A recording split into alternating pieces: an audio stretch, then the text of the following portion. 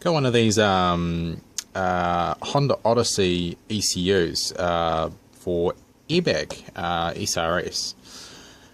The interesting thing is that there's very little data on this, looking at the date code 5th month 1995 and going on some of these ICs.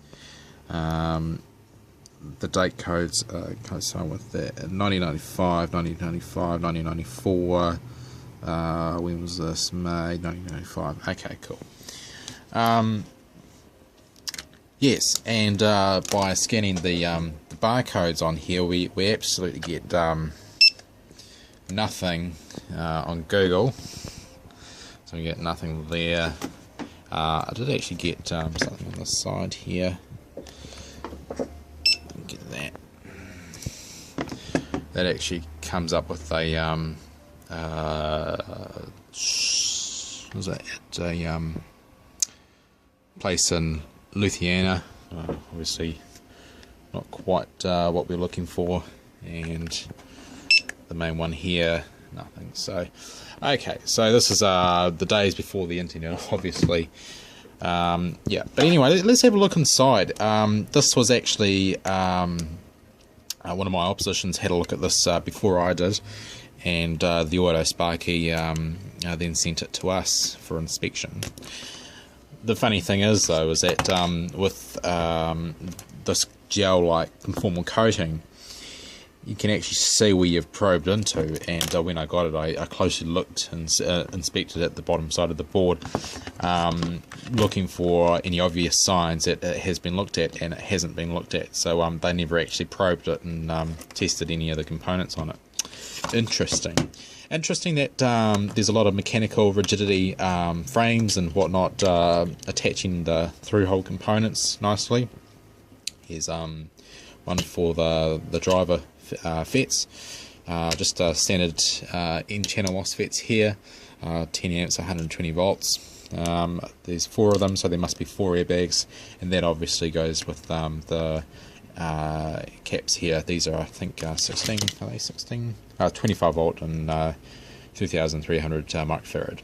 Okay, now I've googled all the silicon here. Nothing really comes up apart from this is an H-bridge driver and a serial EEPROM, and I think this was just basic logic here anyway, some glue logic. What's quite cool though is this is obviously an accelerometer with a ceramic package. If we have a look on the bottom side here, that clearly indicates, you know, power, X, Y, Z axes and a sleep pin, so that fits nicely with that. This one here is actually quite interesting. ASL Taka, I have no idea how to pronounce that.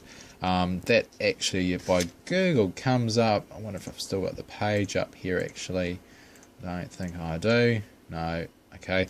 It's actually a manufacturer of safety products, and what is actually inside? If you actually just shake it, you can hear a coil. What the arrangement is. Sorry, let me just draw this up here. Is that we've got basically a pin, and then a magnet around. A coil, basically. I'll just around here, and then a spring. So we've just got a spring there, and basically detects the inertia when that goes through. It's quite cool, and there'll be a contact to the other side there. Yeah, so a contact here, maybe one at the back here as well. And then two electrical connections on the other side there for the element there. So 1, 2, 3, 4. So that's that. So 2 different modes of detecting whether you're having a smash or not. What else is here? We've got a whole bunch of diodes.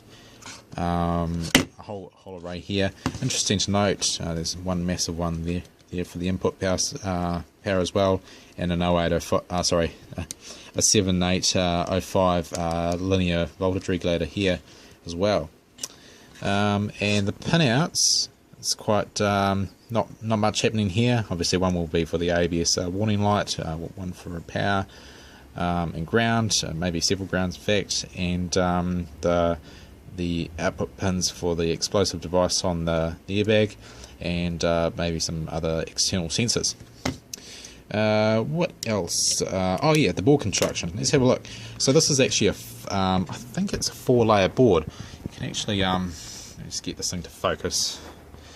So if I just look at the window here, you can see that we've got a shield on both sides, and string layout there, and also the basically the signal traces inside. So yeah, that gives it some protection. And that and is actually ground. Yeah, both sides are ground. Just trace that back from the power connections. Right, and that really is it. Obviously, they really don't want any moisture or any contaminants from getting onto these portions of the board.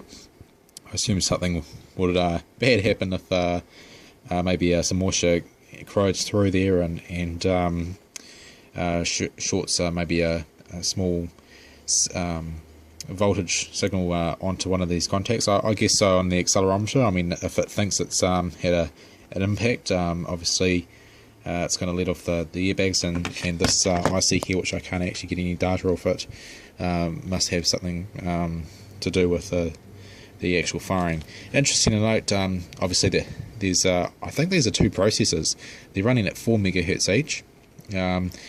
Possibly that they use both of them in conjunction with each other. If one fails, then it'll bring up a fault or whatever, as most kind of firing devices have. They have redundancy microcontrollers. Yeah, that's pretty much it.